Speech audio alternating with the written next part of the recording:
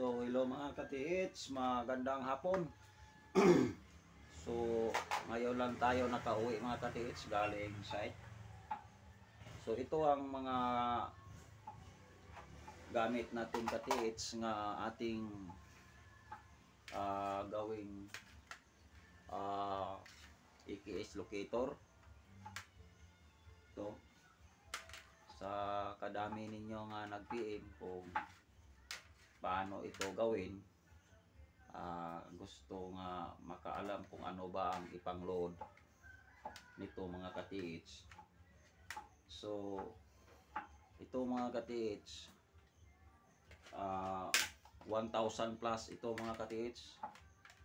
Grabing daghana ito ka-TH. 1,000 ka piraso nito ka-TH, no? Dahil sa kadami ng mga ka-TH hunter nga ating na-interview sa messenger nga sila matagal na sila marunong umawak sa lahat ng gadget na umikot. So sila ang ating bigyan nga una. At sa lahat nag-PM nga gusto makagamit nito, pareho nito mga ka-TH, abangan lang ninyo kasi isa-isahin ko kayo sa pagbigay. So kailangan more study lang yun sa lahat ng umikot, no, mga gamit para dali lang kayo natin masagot ang inyong mga hingi sa atin, mga gusto nga kuha nitong gamit. So ito ang mga sit up niya mga ka-TH. So ating mayroon pa siyang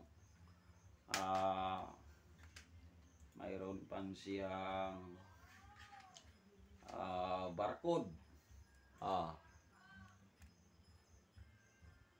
Mayroon pa siyang mga barcode mga ka-TH, no? Ang ating gamit para lahat ito mayroong mga barcode. Mayroong mga silyado mga ka-TH. So dito sa ilalim natin i-improvise, i-upgrade. So marami ito ka-TH nandoon sa kwarto na mga 1,000 ka piraso mga ka-TH nito. So ito ang pinaka-legit na gamit kung marunong kayo mag-upgrade nitong gamit. Marunong kayo gumawa kung paano ito gawing EKS locator. Pareho nito ka-TH. Tapos ating gisit up para Surigao ito. So ating gisit up na siya. Ang antena niya ito ang antena niya, ating gisit up. Dito natin linagay sa itaas. Yan. Pag mayroong hawakan na dito, tapos lagyan natin dito ng antena, kahit ilang antena, sigurado na ka-TH na makalukit na siya. Tapos ang dito yung butas, dito ang koneksyon na ato ang lagyan ng magnetic field. Ito ka-TH, yan ang lagyan na ng magnetic field para malaman na to ang area kung highly mineralized ba or mayroon bang anti-decoy. So ating i-on ang magnetic field pareho sa nakita ninyo sa aking gamit nga pareho nito na mayroong magnetic field. So sa lahat ng nakapalo at sa lahat ng nakasubscribe sa ating YouTube channel, magparapol ako nito ka-TH, 500 ka locator aking iparapol. So abangan lang ninyo ang ato ang mga video sa Facebook at sa ato ang YouTube channel para makahanda kayo, para mabigyan ko kayo kung ano ang instruction natin, para mabigyan ko kayo. So yan lang, no? So ito sinit up na natin para Surigao. Yan oh. Kahit ganito lang forma niya,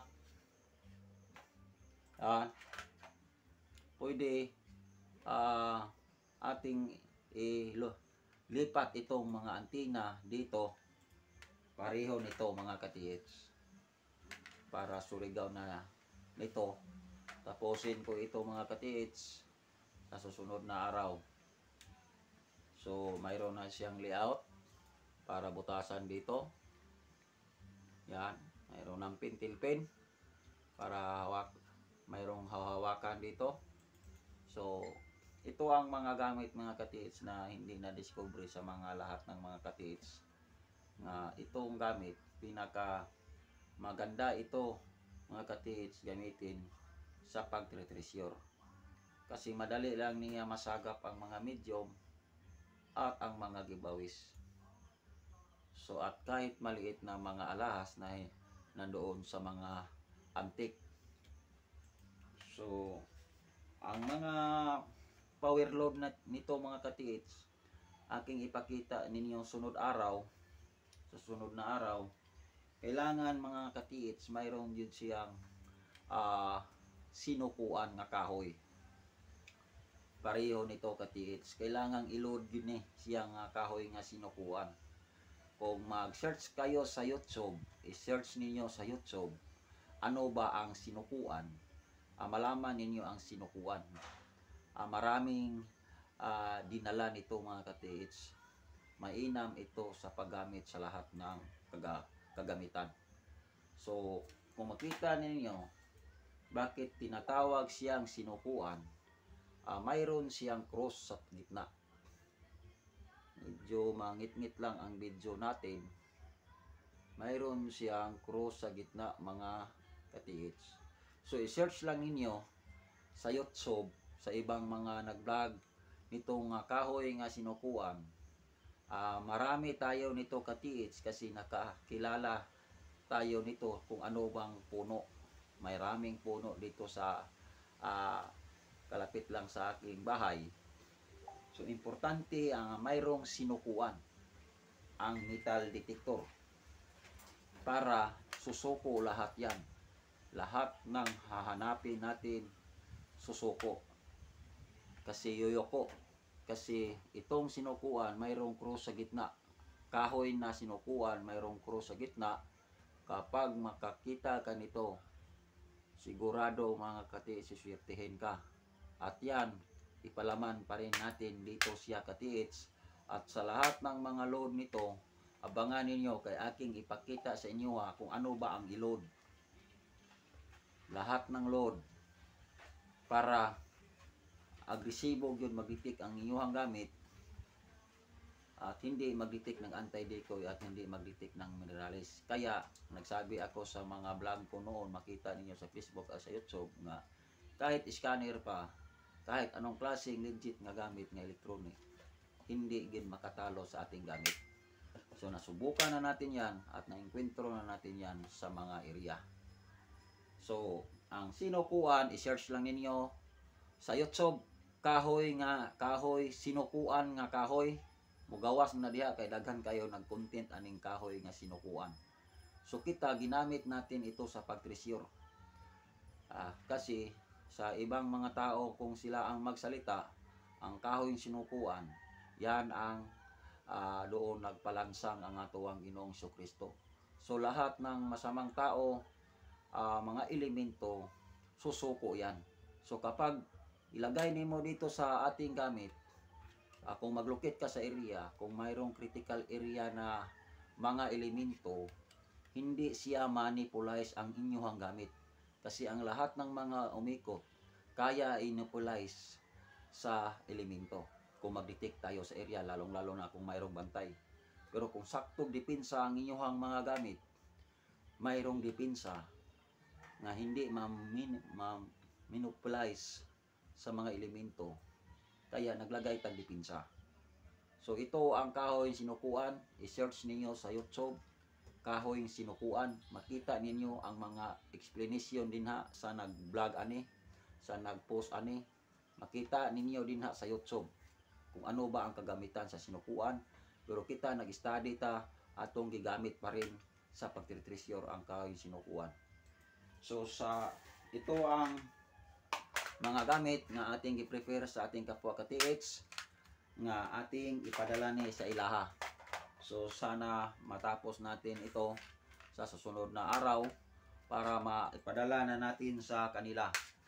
So kayo nag-PM sa akin, nabasa ko lahat ang inyong mga message.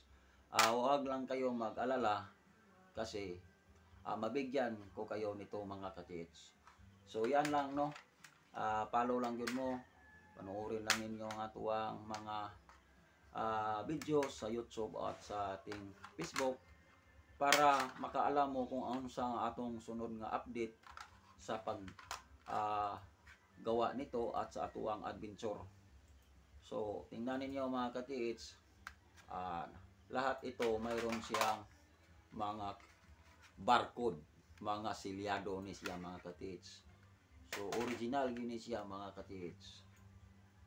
So yan no.